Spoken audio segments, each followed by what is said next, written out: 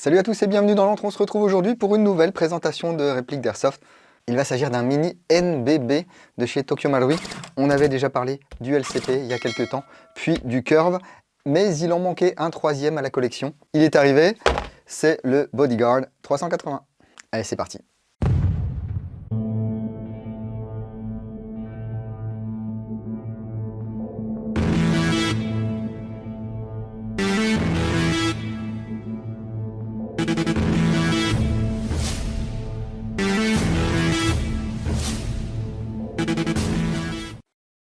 Et avant de rentrer dans le vif du sujet, comme d'habitude, j'aimerais remercier Impulse 101 Japan, Impulse 101 baby, chez qui je me suis procuré cette réplique et ses accessoires. La réplique était à un petit peu moins de 62 €.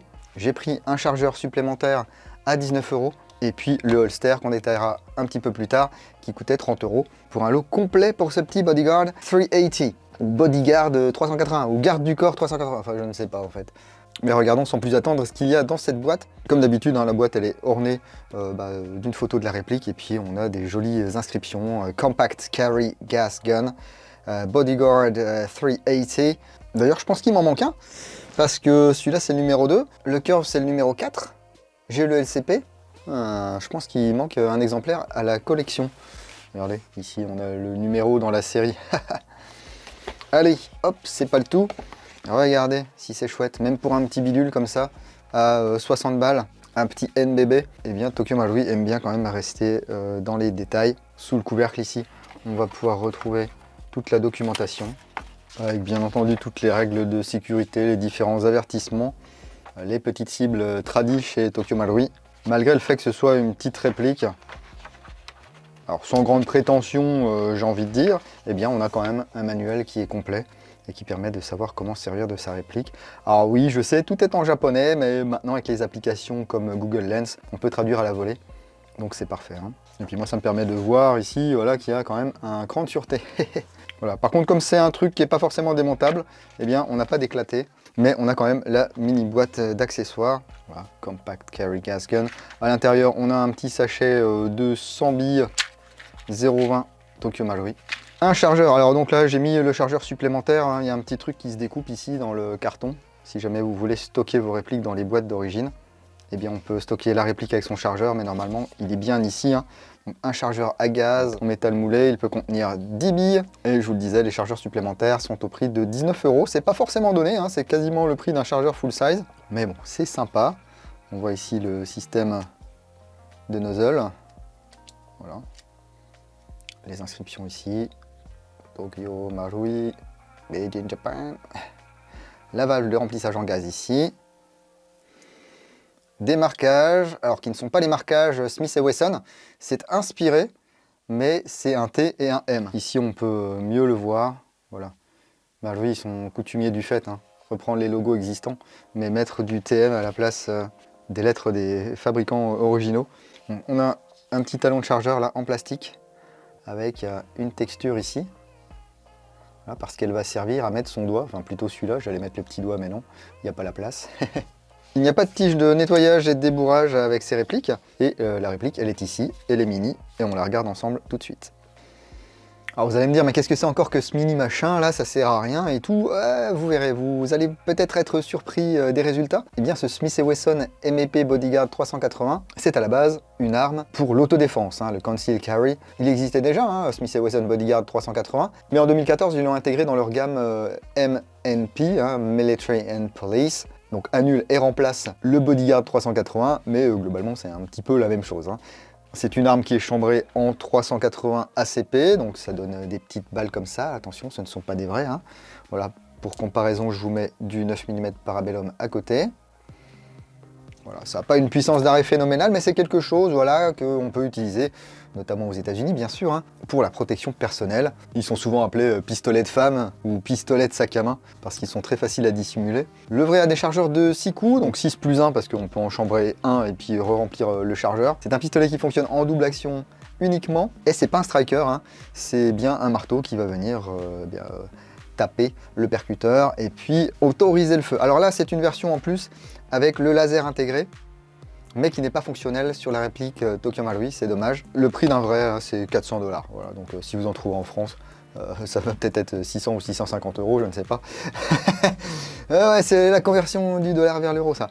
Mais bref, ici, nous, je vous le dis, sur Impulse 101, 62 euros. Donc le voici avec son corps polymère comme le vrai. Par contre, en lieu et place d'une glissière en acier, on va avoir une glissière en plastique ici. Il n'y a rien qui va bouger. Hop, tenez, le bouton.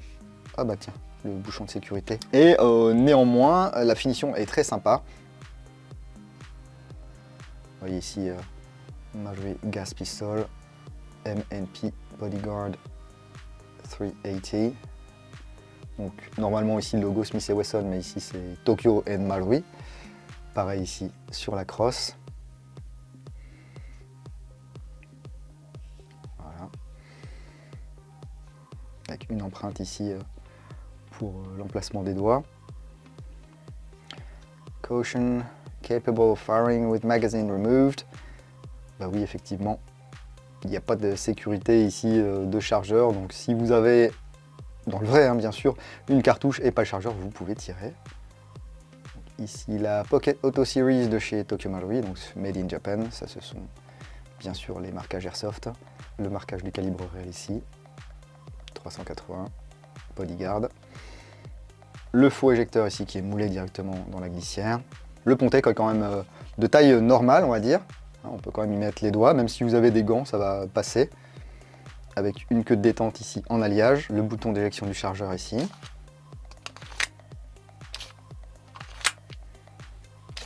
Alors lorsque vous insérez le chargeur, voilà, soit il faut y aller de manière un petit peu bourrine, mais c'est fait pour, ou soit vous pouvez appuyer légèrement, et puis le claquer comme ceci. Donc ici on va avoir un loquet de démontage qui ne sert à rien, un arrêteur de glissière qui ne sert à rien, et la sûreté ici, qui sert du coup à quelque chose, parce que là je ne peux pas tirer, et là je peux tirer. Et donc je vous le disais, c'est la version avec le laser, donc non fonctionnel.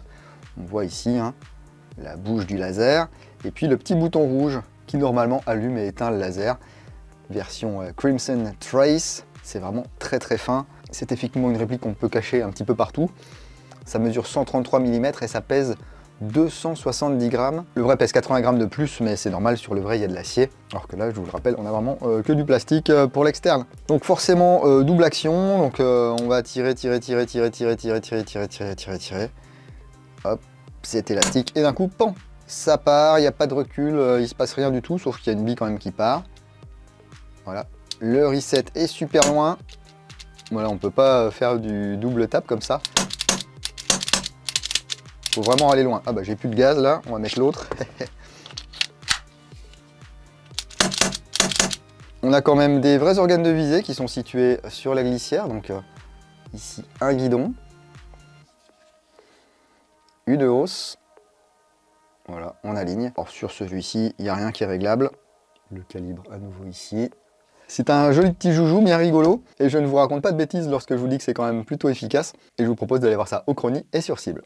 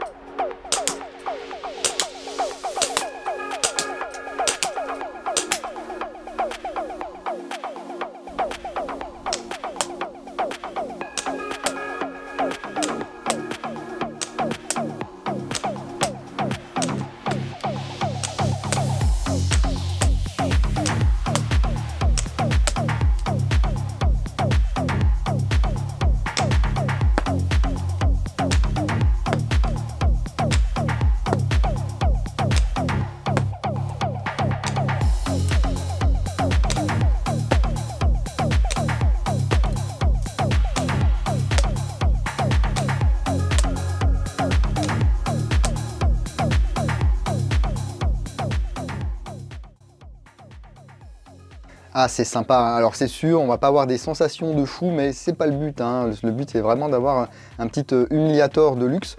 Je dis de luxe, pas par rapport au prix, mais par rapport aux performances quand même, parce qu'il y a beaucoup d'humiliators qui ne tirent pas très loin, hein, on va dire 10-15 mètres. Là, à 35 mètres, voire même un petit peu plus, eh bien on pourra toucher. Alors là, j'ai mis de la 0,23 pour avoir un petit peu plus de stabilité. À la 0,20, ma bille est levée un peu trop. Alors j'avais un peu plus de coups au but à 35 mètres à la 0,20, mais c'est une réplique ici que j'utiliserai quand même à la 0,23. Voilà, la 0,23 c'est une bille que j'utilise avec mes EUG Tokyo Marui d'origine. J'ai toujours eu des assez bons résultats avec. Et puis à partir du moment où je les tripote un petit peu et puis que j'augmente la vélocité des billes, eh bien j'augmente également le grammage. Et je vous le disais, je me suis également acheté le petit accessoire. Ça coûte effectivement une trentaine d'euros, donc bah, c'est pas donné. Mais c'est quand même bien pratique. J'avais déjà le holster pour le LCP. C'est un holster qu'on va pouvoir porter de 3 manières différentes. Donc de cette manière, donc cette partie va aller sur votre ventre ou votre dos ou votre côté, enfin où ça passe, hein, voilà. Et ça vient se clipser sur votre ceinture juste à l'extérieur. On va pouvoir enlever ces 2 pièces, les mettre de l'autre côté et là le porter au-dessus du pantalon et pas à l'intérieur du pantalon. Et on a également une plaque ici pour passer en molly. Donc effectivement ça coûte 30 balles, mais on peut le poser un petit peu sur n'importe quoi. On a un emplacement pour un chargeur supplémentaire. Voilà, pile poil ce que j'ai acheté. Et on va pouvoir régler la rétention ici avec une vis. Ça, vous connaissez le système, hein. On serre, on dessert. Il y a une grosse rondelle en caoutchouc là qui va nous faire notre espacement de rétention. J'avais d'ailleurs acheté le holster pour le LCP. Alors c'est quasiment identique, mais c'est pas interchangeable. Et avec le curve, il n'y a pas besoin. Parce que ici, eh bien, on a directement un clip pour mettre à la ceinture ou sur un pantalon. C'est quand même des petites répliques très sympas. Moi, j'aime beaucoup. Et vous, est-ce que vous aimez ce style de petit pistolet NBB qui peut peut-être vous sauver la vie en OP ou en partie si vous vous faites capturer ou quand tout le reste ne fonctionne plus? Des petits bidules qui vont certes pouvoir tirer que 10 billes, mais qui vont pouvoir les tirer à 35 mètres. Est-ce que c'est le genre de truc qui vous fait triper ou pas vraiment? Eh bien, dites-moi tout ici dans les commentaires de la vidéo. Et puis, si vous avez acquis un de ces petits compact carry Gas Gun Series de Tokyo Marui, eh bien n'hésitez pas non plus à nous raconter vos aventures. Voilà, moi mon plus beau fait d'armes c'est en OP où je jouais un PNJ. Il y avait un mec dans un clocher sur le terrain de Donry Beach pour ceux qui connaissent. Eh bien à un petit peu plus de 30 mètres j'ai mis une bille au gars dans son clocher. On n'en est pas revenus tous les deux, hein. Surtout lui quand il a vu avec quoi je l'avais sorti. C'est très satisfaisant parce que ce sont des billes qui ne vont pas très vite, mais il y a quand même moyen d'être un petit peu précis et puis de taper assez loin. Donc je remercie encore Impulse 101 pour leur service. Tous les prix que je vous ai donnés, bien sûr, c'est hors taxe et sans les frais de port, donc prenez ça en compte à chaque fois, hein. Vous êtes nombreux à m'envoyer des messages oui, mais alors je vais payer combien de taxes? Les gars, la taxe c'est toujours la même chose, hein. En France, sur tous les imports, on a 20% de TVA sur les produits de luxe, hein. L'Airsoft c'est un produit de luxe, plus d'éventuels frais de douane qui se montent normalement à pas trop cher. Et parfois, ce qui peut être cher, ce sont les frais de dédouanement. Alors avec la Poste, ça va parce que vous pouvez les payer en ligne, ça vous coûte 3 euros. Sinon, ça vous coûte 7 euros si vous les payez directement au facteur. Par contre, si vous prenez par exemple en EMS chez Impulse, donc pour avoir votre réplique plus rapidement. Alors déjà, c'est pas vrai parce que l'airmail par Impulse et comparé à l'EMS, il y a allez, entre 0 jours et 3 jours d'écart en ce qui concerne la réception du colis. Sauf que EMS c'est repris par Chronopost lorsque ça arrive en France. Alors Chronopost, La Poste, je sais pas, alors il paraît que l'un c'est l'autre, machin. Enfin, sauf que La Poste, ils vous prennent 3 euros. Chronopost, ils vous facturent 21 euros en plus, juste pour faire les dédouanements à la place des douanes. Ce que fait également La Poste, hein. Donc voilà, c'est un petit business aussi, je pense. Voilà, ça n'a rien à voir par contre avec l'Ukraine, le Covid ou je sais pas quoi, parce que ça a toujours coûté une blinde ces frais de dédouanement, notamment chez Chronopost. Voilà, c'est pas pour taper sur Chronopost, mais je pense qu'il y a vraiment un vrai business concernant ces dédouanements. Et autant personnellement, franchement, payer la TVA, on en profite tous les jours. Voilà, et les impôts, ils sont là pour payer des trucs. Même si des fois c'est des conneries, et ben il y a des trucs qui sont pas des conneries et dont on a la chance de profiter tous les jours dans notre pays. Par contre, payer 21 euros le produit en croix et la photocopie, bon, là par contre c'est quand même bien de l'arnaque. C'était l'instant où on râlait, mais n'oublions pas, voilà, ces 3 petits bidules, dont le Bodyguard 380 qu'on a présenté aujourd'hui. et qui sont très amusants. Si vous avez aimé cette vidéo, même la partie où je râle, eh bien mettez le petit pouce, ça fait toujours plaisir. Sinon vous mettez un pouce en bas, il n'y a aucun souci avec ça. Partagez les vidéos les gars, c'est très important. Et puis lâchez un petit commentaire si vous avez quelque chose à dire. Ça ne mange pas de pain et ça aide au référencement. Merci également à tous ceux qui profitent des liens qui sont dans la description de la vidéo, que ce soit les liens affiliés ou non, les codes de réduction, les patchs, les répliques d'occasion, et puis bien sûr les tipeurs du mois d'octobre. Merci beaucoup pour votre soutien, ça compte énormément. Et puis je vais avoir une petite surprise pour vous bientôt les tipeurs. Voilà, j'espère que ça vous fera plaisir et que vous serez contents. Voilà. J'en dis pas plus, c'est pas pour appâter le chaland, hein. Ne venez pas tiper juste pour avoir des surprises, hein. C'est pas comme ça que ça marche. Tipez si vous avez envie de soutenir l'antre, c'est tout.